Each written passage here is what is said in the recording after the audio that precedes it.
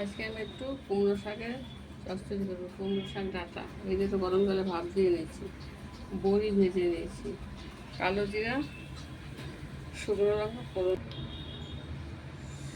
নিভিয়ে দিয়েছিলাম। কী করবো, কালো জিরা খুঁজে পাচ্ছিলাম না, জানো তো। এটা কালো জিরা শুকনো লঙ্কা দিয়ে দিয়েছি। কুমড়ো ডাঁটা, আলু, শাক, বড়ি রান্না করে দেখাচ্ছি পরে। এইবার এটাকে তেলটা হয়ে গেছে, ফোড়নটা হয়ে গেছে, দিয়ে দিলাম।